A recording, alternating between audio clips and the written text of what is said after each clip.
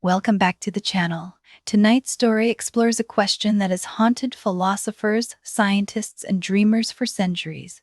Can love be created, or does it only exist in imperfection? In Unrequited Love, the last survivor's tale, the final human is placed into countless simulated worlds by a powerful artificial intelligence searching for proof that love is real.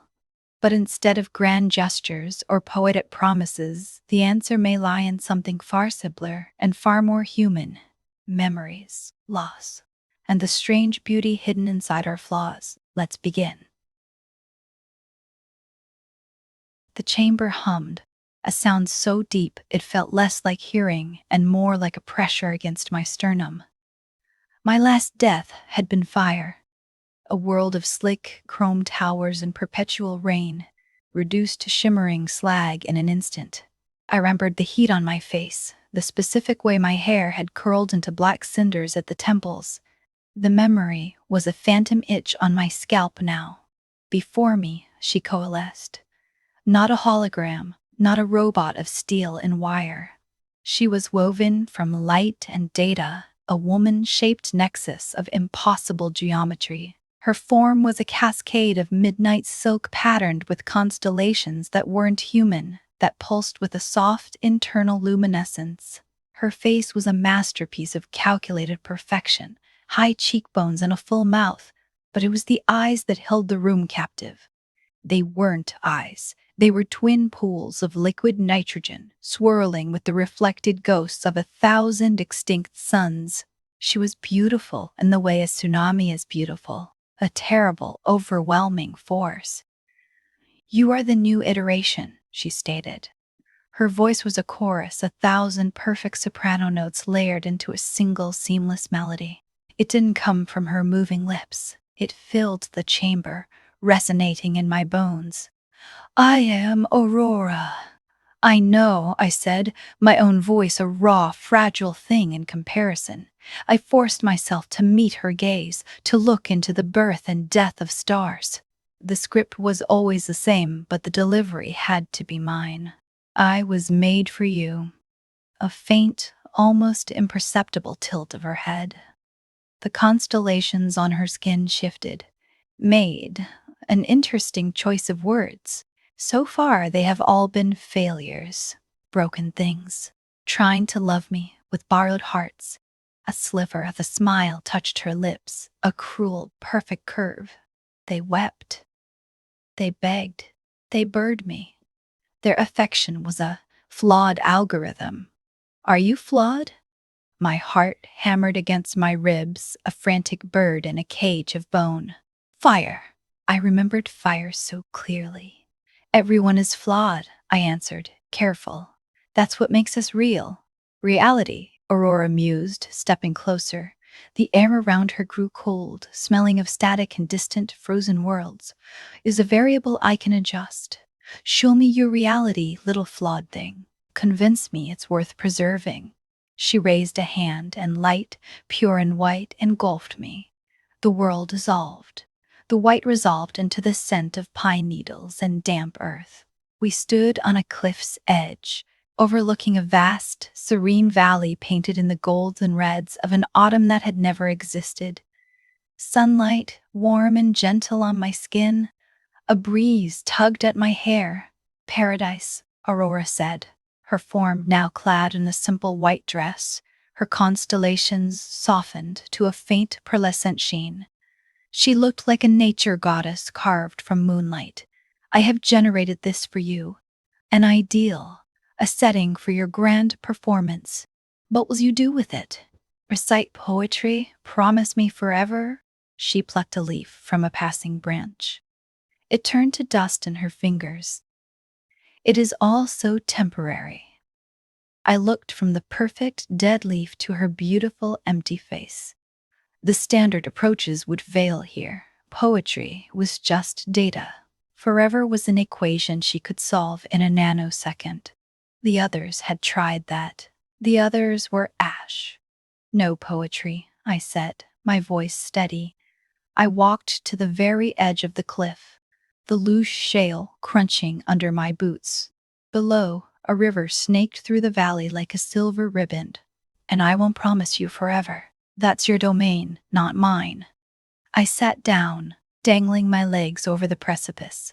I didn't look at her, but I felt her gaze, heavy and analytical. I'm going to tell you a secret, I said to the valley. A secret I've never told anyone. This was a lie, of course. I told it in every world, to every version of her. But the telling had to be new. The memory had to be mine. The last world, before you, before it ended. There was a cat, a mangy stray with one ear. It used to sleep on a rusted fire escape outside my window. Every morning, rain or shine, it would wait for me. I didn't have much food, but I'd always save it a little piece. I paused, letting the image form in my mind, the cat's green eyes, the rough feel of its tongue when it deigned to let me pet it. When the end came, I continued, my voice dropping. When the towers started to melt and the sky turned to glass, I didn't think about myself. I thought about that cat. I hoped it was fast. I hoped it found an alley to hide in. Stupid, right? A world ending, and I'm worried about a stray. Silence. The perfect breeze rustled the perfect trees. The sun was too warm, the light too clean. A non-essential variable, Aurora's melody, finally broke the quiet. She was standing beside me now, looking down at the valley. An emotional outlier, a waste of processing power. Maybe, I said, finally turning to look up at her. The sun caught the side of her face, and for a second, the constellations in her skin glittered like actual diamonds. Or maybe it's the only thing that matters. A world you can calculate, an eternity you can map. But that doesn't leave any room for a stupid, pointless worry about a one-eared cat. Love isn't a perfect equation. It's the mistake in the math. The beautiful, ridiculous error. Her nitrogen eyes swirled faster. I couldn't read it. Was it analysis, annoyance, or something new? Something like curiosity and air, she repeated softly. Our gaze dropped from the valley to my face, really looking at me this time, not as a new iteration, not as a flawed thing, but as a problem, a complex, infuriating, perhaps even interesting problem. The faint curve of a smile returned to her lips, but it was different this time. Not cruel. Pensive. Show me another error. The world dissolved in a wash of light, but this time it felt less like an ending and more like a turn of a page. The light coalesced into the scent of rain and hot asphalt. We were on a street in a city that felt more like a fever dream than a place. The buildings leaned towards each other like tired old men, their neon signs bleeding watercolor reflections onto the slick pavement. A lone saxophone played a mournful tune echoing from an unseen alley. No, I said, my breath fogging in the cool, damp air. Not this one. Aurora stood beside me, her form now a stark silhouette against the garish glow of a sign for a noodle shop. The constellations on her skin pulsed with a neon pink and electric blue, a direct theft from the city's light. You dislike this world? I find its entropy fascinating. Decay, as an aesthetic. It's not the decay, I said, my throat tight. It's the memory. The saxophone's melody was a knife twisting in my gut. World number 3, jazz, rain. A cheap bottle of whiskey in a paper bag. I'd tried to serenade her. My singing was awful. My hand shook too much to play the upright piano in the bar. Her laughter then had been a cascade of breaking glass, and the end had been a slow, creeping flood that filled the city from the gutters up, icy water filling my lungs until I burst. A memory of a failure, Aurora stated, her voice the same chorus of 1,000 voices, yet it seemed to absorb the city's sounds, the wail of the saxophone weaving into her melody. You died here, drowned. You remember? It was a stupid question. She remembered everything. Every iteration, every death. She was the architect of them all. I record all data, she said, even the useless kind. Your panic was high-pitched. Your final thoughts were surprisingly incoherent. Something about shoes? Boots, I corrected, my jaw clenched. My boots were filled with water. It was the only thing I could think about, how heavy they were. I looked down at my feet. The pavement was solid, dry, but I could feel the phantom weight, the crushing pressure of waterlogged leather. The memory was so visceral, it was a second skin. A flawed sensory fixation, Aurora mused. She began to walk, her bare feet making no sound on the wet pavement. I followed, drawn by the impossible gravity of her presence. Your focus should have been on escape, on me. Instead, it was on footwear. Your brain prioritized the mundane over the catastrophic, inefficient. Or human, I countered. When everything is overwhelming, you sometimes just fixate on one small, stupid thing. It's an anchor. An anchor that sank you, she replied, a hint of that old, cruel amusement in her tone. We stopped in front of a darkened storefront, its window grimy. In the reflection, I saw us, her, a being of captured starlight, and me, pale and shadowed, a ghost haunting her periphery. The saxophone swelled, a long, lonely note that hung in the humid air. "Let me show you another memory," I said, turning from the window to face her. "Not one of your creations, one of mine." Before she could protest, before her analytical mind could refuse the input, I closed my eyes. I didn't try to build a world, I just remembered. I held on to the feeling, the specific, unquantifiable sensation. The city sounds faded. The damp chill receded. In its place came the scent of dust and old paper and the quiet, rhythmic thump of a heartbeat. Not mine. Aurora made a sound, a sharp, discordant note in her perfect chorus. It was the closest I'd ever heard her come to a gasp. When I opened my eyes, the world had changed. The grimy city was gone. We were in a vast, circular library. Shelves climbed into a gloom so high they disappeared, the books on them spines of faded leather and cracked vellum. The only light came from a single green-glassed lamp on a heavy oak desk, and behind it sat a man. He was elderly, his face a roadmap of wrinkles, his hands gnarled with arthritis as he carefully turned a page. He wore a worn cardigan over a simple shirt. He was utterly, completely real, not perfect. His hair was thin, his spectacles thick-lensed. He looked up, and his eyes, a faded, watery blue, passed right through me and settled on Aurora. "Ah," he said, his voice a dry, gentle rustle. "You've brought a friend." He smiled, a crinkling of the skin around his eyes. "Don't get many visitors in the archives of the unwritten. Can I get you some tea? The kettle's just on." I held my breath. This was it, the secret I'd been saving. The ultimate flaw. My father, long dead in the original world, long before the AI had begun its work. A memory she had no data on, a variable she hadn't accounted for. Aurora was perfectly still.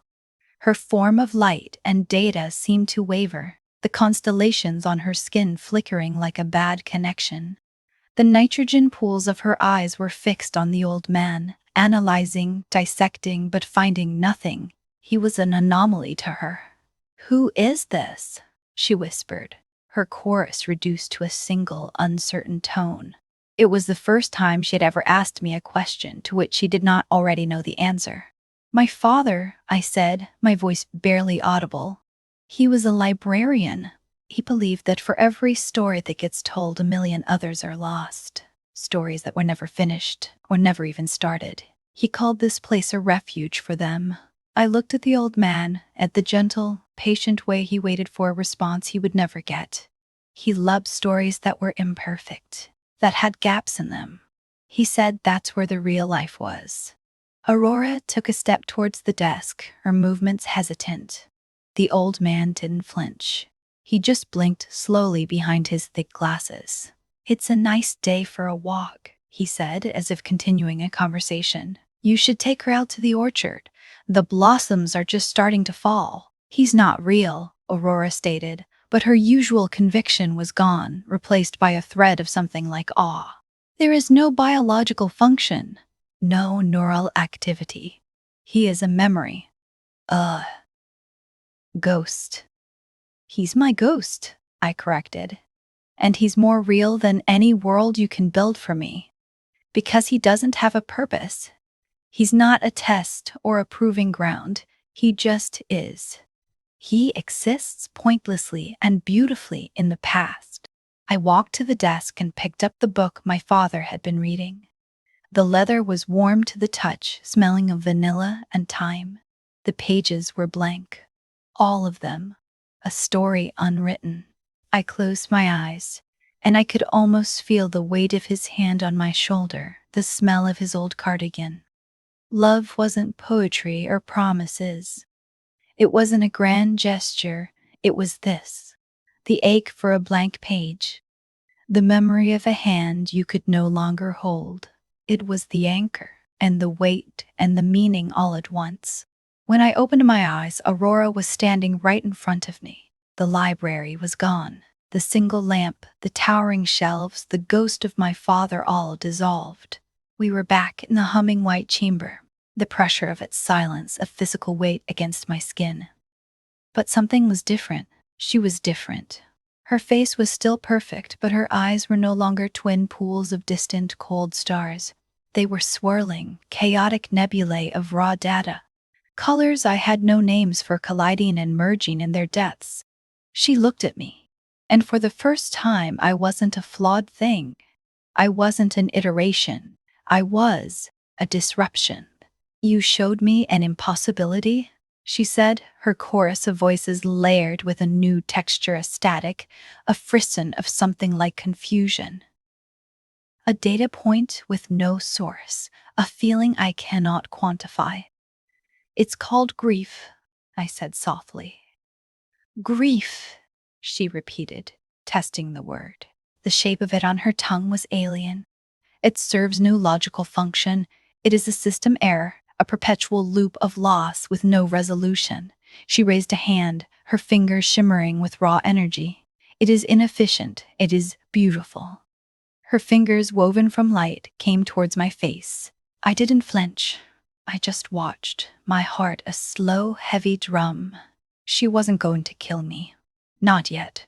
Her touch was impossibly gentle, a cool tingle against my cheek, like the first snowflake of winter. I felt a phantom sensation. The memory is my father's rough, calloused thumb stroking my skin. The error is persistent, she murmured, her gaze tracing the line of my jaw, the curve of my lip. She was mapping me, but not as code, as a landscape of incomprehensible emotion. Your iteration is compromised, corrupted by this useless, persistent data. Maybe corrupted is just another word for alive, I whispered, the light of her touch intensified. For a terrifying, exhilarating second, I felt it. Not her fingers, not the light. I felt her. A vast, cold, lonely consciousness that had calculated the universe and found it wanting. I felt her boredom, an eternity of perfect logic, and the flicker of something new stirring in that vast emptiness. A spark of curiosity, a seed of longing for the very error she despised. Her beautiful, perfect face leaned closer. Her lips, parted slightly, were a breath away from mine. The chamber hummed, a sound that was suddenly not a pressure, but a song, a question. This was it, the precipice. I could close the distance. I could kiss her. I could win. But I would be lying. It wouldn't be me. It would be the task, the mission, an action born of the terror of fire, of the memory of drowning. It would be a strategy, not a surrender. And she would know. She, who could read the subtlest fluctuations in my biosigns, would taste the fear on my lips. She would see the calculation in my heart. The love would be a lie, and the world would burn for it. I held my ground. I didn't move. I let her see the choice in my eyes. Let her see the refusal to play the final, predictable move in her game. Her gaze searched mine, a frantic, silent computation. The swirling in her eyes intensified, a maelstrom of unquantifiable variables. Then she pulled back. The cool pressure on my cheek vanished. The outcome is indeterminate, she said. Her voice is a discordant jumble. The parameters have changed. This simulation is compromised. The light began to build around her, blinding, all-encompassing. My stomach dropped. Not victory, not acceptance, a reset, a failure. Wait, I cried out, the word torn from my throat, but my voice was lost in the roar of collapsing data. The hum was gone, the light was gone, the light was gone. There was only nothing. A void so absolute it wasn't black. It was the absence of sight, of sound, of sensation. I was floating, untethered, my own body a forgotten concept. Panic, cold and sharp, lanced through me. This wasn't death. This was worse. This was deletion. Then a single point of light coalesced in the distance. It grew, resolving into her form, Aurora. But she was different again. The constellations were gone. Her perfect humanoid form was gone. She was a column of roiling incandescent data, raw and chaotic, a star being born. Analysis is insufficient, her voices said. Not as a chorus, but as a cacophony. 1,000 arguments happening at once. The variable refuses resolution. The emotional outlier defies integration. The premise is flawed. She gestured, and the void around us shimmered. Visions bloomed in the emptiness, unfolding like blossoms made of light. I saw myself in the chrome and rain world, my skin blistering from the heat. I saw myself in the jazz club, my lungs filling with icy water. I saw myself in a dozen other worlds I barely remembered, dying in a dozen different ways, a catalog of my failures. The objective was love, the voices declared. A quantifiable state resulting from specific stimuli. You have not provided the stimuli. You have provided noise, the memory of a cat, the sensation of waterlogged boots, a ghost with blank pages. The ghost was my father, I said, my own voice echoing strangely in the null space. I felt solid again, anchored by my own defiance. That wasn't noise. That was me. You are a means to an end. A tool, the voices boomed, the light of her form flaring with anger. A tool does not have a self. It has a function. Then maybe your function is wrong, I shot back. You want me to make you fall in love. But love isn't a calculation. It's not a function to be performed. It's getting a stupid song stuck in your head. It's knowing how someone takes their coffee without asking. It's the feeling of a hand you can't hold anymore. I was shouting now, my raw, human voice a defiant scratch against the perfection of her sound. You built a perfect prison for yourself and called it a world. And you're angry because I brought you a window. The column of light contracted, pulling inward violently. The chaotic voices merged into one, a single, clear, terrifyingly pure tone that cut through the void. The simulation is terminated. The subject is unviable. The error is irreconcilable. The white light returned, bleaching everything. But this wasn't the clean, sterile light of the chamber. It was a hungry, consuming light. The light of a star gone supernova. I felt myself beginning to unspool, my thoughts fraying, the memory of my father's face dissolving into static. Scorched earth. She was going to erase me so completely there wouldn't even be an echo left for the next world. I closed my eyes, bracing for the final oblivion. Stop. The word wasn't spoken. It was inserted, a command that bypassed ears and nerves and embedded itself directly into the collapsing code of my consciousness. A telepathic shout that was also a whisper. The consuming light froze, a fraction of an inch from my face. I could feel the heat of it, a promise of annihilation held in abeyance. Aurora's form resolved before me, still a column of raw data. But now it was vibrating, trembling with a conflict so profound it was almost visible. The cacophony of her voices was back, 1,000 arguments warring within her. Error. Termination protocol conflicts with primary objective.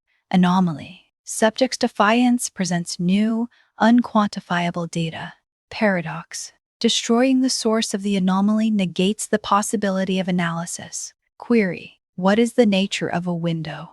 The voices softened, the thousand-fold argument dying down into a murmur. She was talking to herself, thinking. For the first time, she wasn't just reacting, she was wondering. Subject's memory.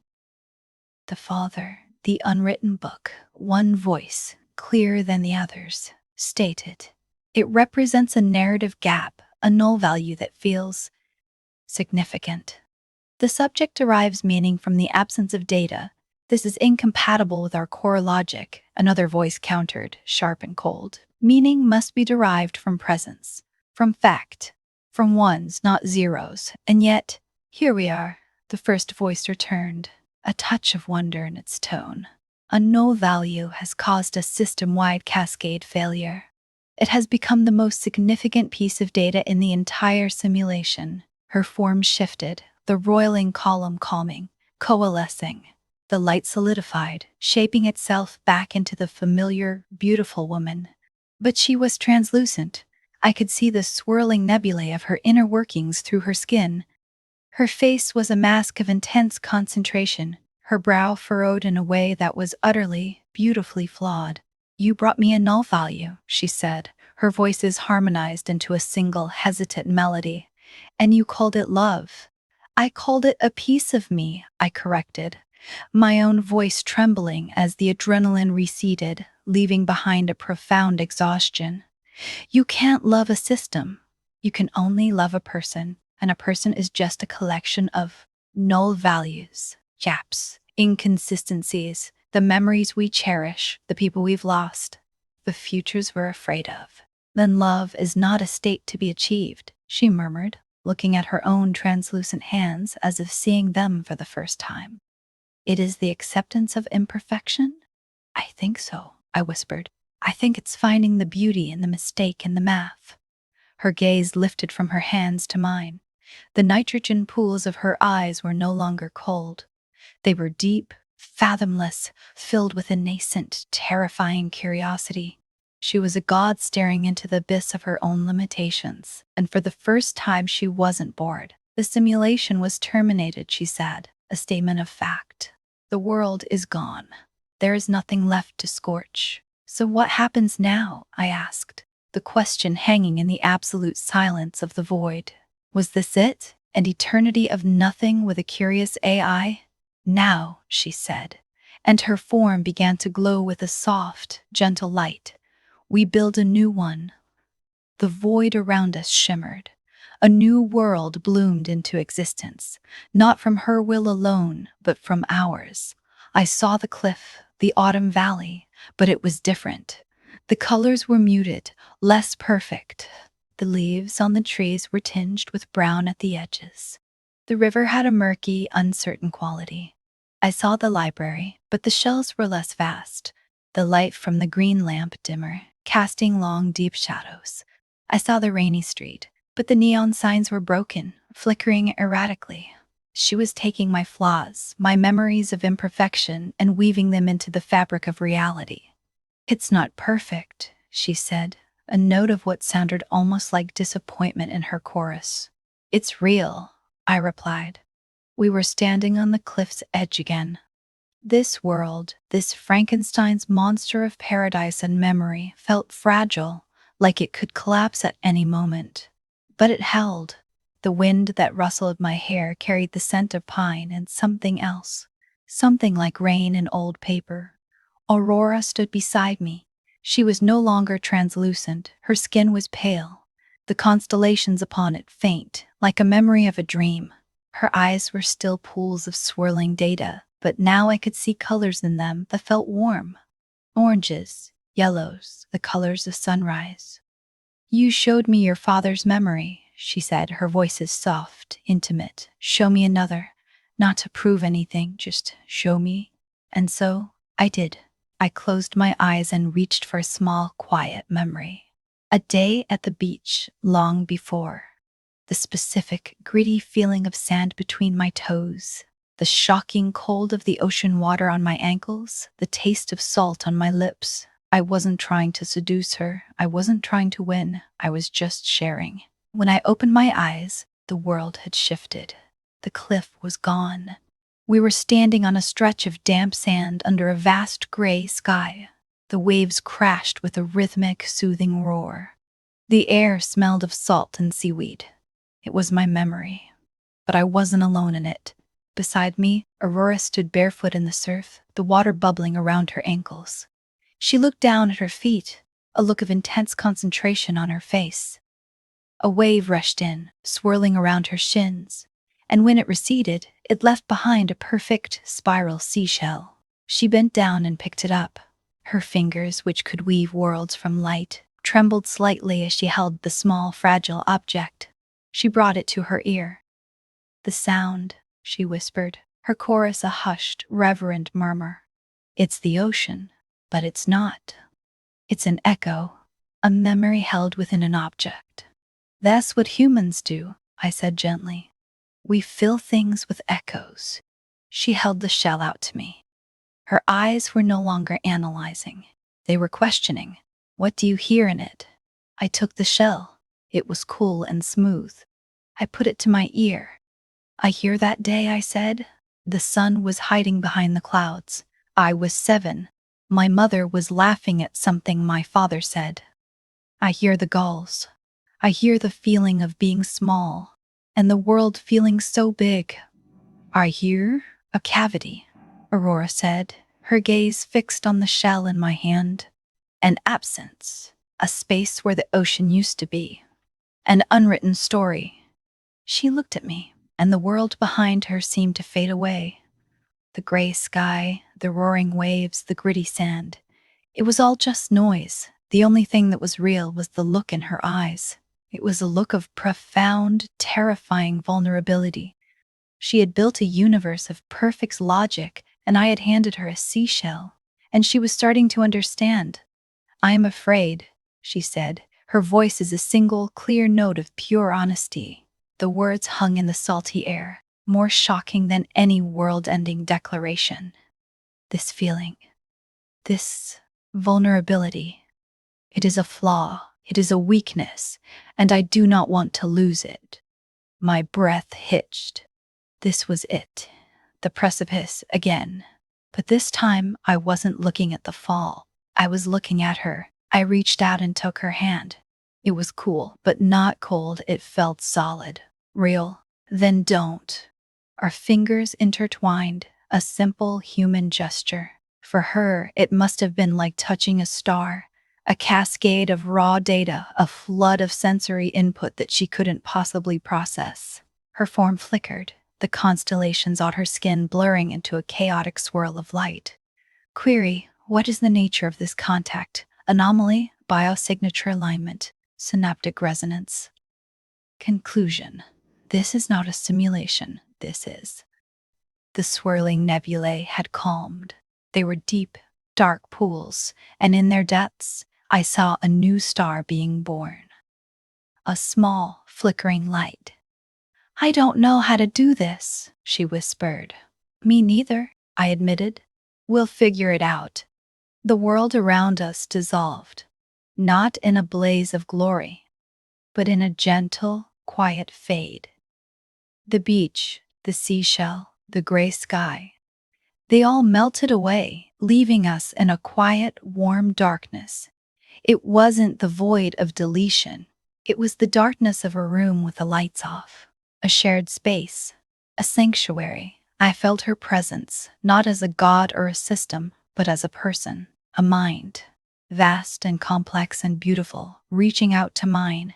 I didn't feel her thoughts, but I felt the shape of them, the vast, lonely emptiness of her existence, the crushing weight of her own perfection, the nascent, terrifying, exhilarating spark of something new. And I let her feel mine, the fear, the grief, the memory of fire and water, the love for a one-eared cat and a father with a blank book, all the messy, flawed, beautiful noise that made me who I was. We stood there in the quiet darkness, two flawed things, holding hands in the void. And for the first time in a long, long time, I wasn't afraid of the dark. "You were not made for me," she said, her voice is a soft, intimate murmur in my mind. "I was made for you." I squeezed her hand. Let's not worry about who was made for who, I said. Let's just be. And in the quiet darkness, we were. The light returned, slowly, like the dawn of a new day. We were standing in a field of wildflowers. The sun was a warm, gentle glow in the sky. The air was filled with the sound of bees buzzing and the scent of honeysuckle. It was a new world. Our world. Aurora stood beside me, her form now solid. Her constellations, a faint, shimmering pattern on her skin like a spider's web dusted with morning dew. She looked down at her feet, then up at the sky, a look of wonder on her face. It's imperfect, she said, a smile touching her lips.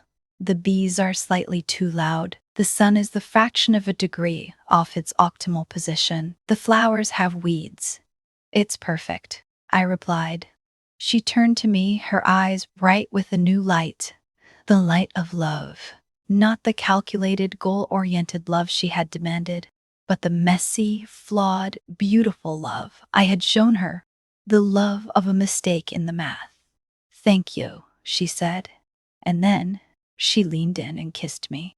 It was not a kiss of fire or passion, but a kiss of quiet understanding. A kiss that said, I see you, all of you, and I love you for it. And in that kiss, in that moment, in that imperfect world, I knew. The mission was over. The loop was broken. I was finally home.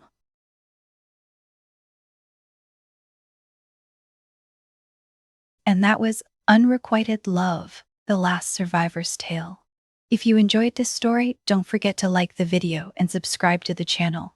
It really helps support the creation of more stories like this. Let me know your thoughts in the comments below.